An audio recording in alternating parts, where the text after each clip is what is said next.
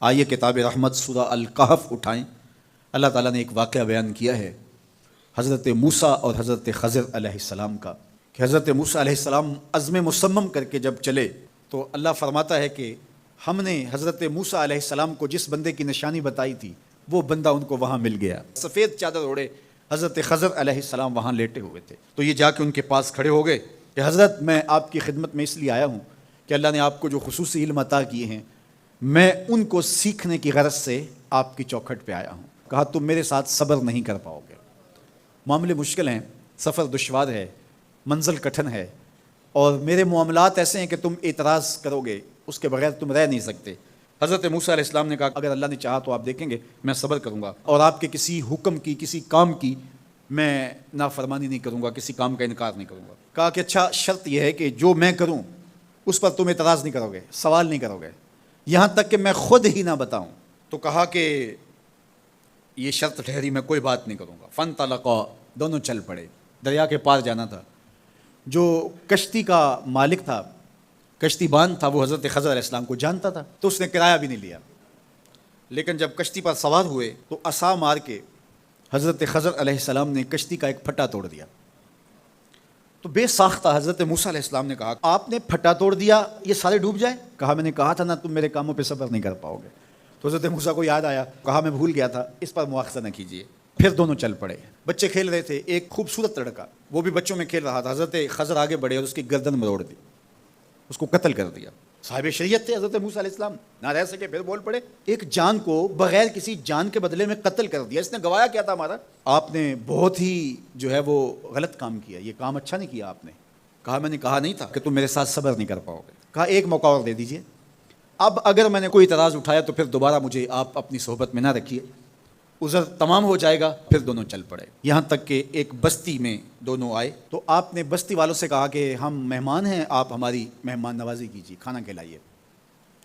تو انہوں نے انکار کر دیا، کہا کہ ہم تو آپ کو بلایا نہیں ہے، آپ خود آئے ہیں، آپ اپنے کھانے کا خود انتظام کیجیے۔ گزر رہے تھے گلی سے تو ایک دیوار گرنا چاہ رہی تھی، تو جلدی سے اس دیوار کو مرمت کر دیا۔ کہا حضرت ہم اگر چاہتے تو اس پہ اجر لے سکتے تھے، انہوں نے ہمیں کھانا تک نہیں دیا اور ہم ان کی دیواریں سیدھی کر رہے ہیں۔ کہا اب تمہاری میری جدائی ہو گئی، تم نے یہ بھی اعتراض کر دیا۔ تو انہیں یاد آیا کہ وہ یہ بھی اعتراض ہو گیا۔ اب میں تمہیں بتاتا ہوں کہ یہ 3 کام میں نے کیوں کیے۔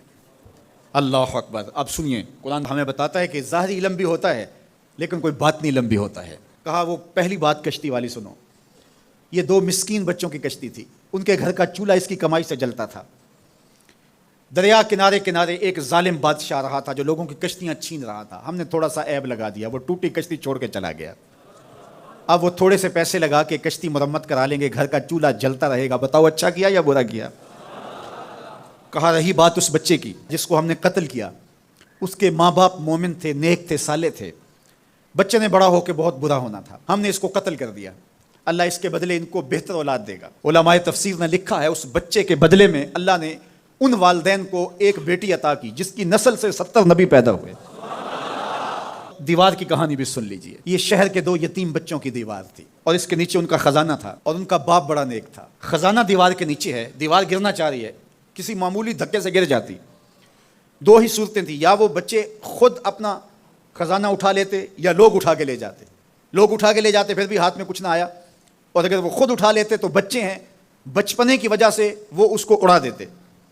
تو ہم نے اس کے اوپر دیوار کھڑی کر دی، جب تک وہ اس قابل نہیں ہو جاتے کہ یہ خزانہ نکال کے اس کو صحیح مصرف پہ لگا سکیں اتنی دیر تک دیوار گرے گی نہیں۔ اللہ اکبر۔ وہ کسی وجہ سے دیوار قائم رہے گی، اور جب وہ اس عمر کو پہنچ جائیں گے جس عمر میں وہ اس خزانے کو سنبھال سکیں گے تو پھر دیوار خود بخود گر جائے گی اور یہ خزانہ نکال کر کے اپنے کام پہ لے آئیں گے۔ میں جب پہلی مرتبہ اس کو جو ہے وہ غور کے ساتھ تلاوت کیا تو مجھے یہ لگا کہ اس کا انطباق پاکستان کے حالات پہ بھی ہو سکتا ہے، اس لیے کہ یہ بھی یتیموں کا سرمایہ ہے۔ کتنے یتیم روتے بلکتے رہ گئے اور ان کے سر سے جو ہے وہ سائے اٹھ گئے اس وطن کے لیے، لیکن میرے مالک نے اس ملک کے خزانوں پر گہرے پہاڑ اور بڑی بڑی دیواریں کھڑی کر دی ہیں۔ جب تک یہ قوم بلوغت تک نہیں پہنچے گی اتنی دیر تک وہ خزانے ظاہر نہیں ہوں گے، اور جب یہ قوم اپنی بلوغت تک پہنچے گی، شعوری بلوغت، فکری بلوغت، علمی بلوغت، اور رب سے جو وعدہ کیا تھا پاکستان کا مطلب کیا، لا الہ الا اللہ جب اس بلوغت تک یہ پہنچ جائے گی، اس وعدے کی تکمیل ہوگی، پھر رب دیوار ہٹا دے گا اور پاکستان کو اللہ اتنے خزانے دے گا اور پاکستان ایسا مالا مال ہوگا، دنیا دیکھنے آئے گی انشاءاللہ۔ اس لیے رب نے دیواریں بنا کے رکھی۔ تمہارا باپ معین الدین چشتی بڑا نیک تھا، تمہارا باپ داتا گنج بخش علی حجویری بڑا نیک تھا، تمہارا باپ حضرت مجدد الف ثانی بڑا نیک تھا، ان کی وجہ سے میں دیواریں کھڑی کر رہا ہوں اور مضبوط حصار لگا رہا ہوں تمہارے خزانوں پر، اور وہ وقت آئے گا جب تم بلوغت کی عمر کو پہنچو گے، دیواریں ہٹ جائے گی اور تمہارا وطن زمانے پہ مہکتے پھول کی طرح اور چمکتے ستاروں کی طرح اور روشن آفتاب کی طرح چمکتا اور مہکتا دکھائی دے گا، اور زمانہ پاکستان دیکھنے آئے گا، پاکستان دنیا کی قیادت کرے گا انشاءاللہ۔ تو کہا یہ تعویل ہے ان باتوں کی جو باتیں میرے رب نے مجھے بتائی، اور یہ میں نے اپنی مرضی سے نہیں کہیں، اور جو میں نے کیا اپنی مرضی سے نہیں کیا۔ تو یہ باطنی باتیں ہیں، شاید یہ باطنی باتوں کے جوش میں یہ بات بھی میں کر گیا۔ وہ کیا کسی نے کہا تھا کہ بھری محفل میں ایک راز کی بات کہہ دی، بڑا بے ادب ہوں سزا چاہتا ہوں۔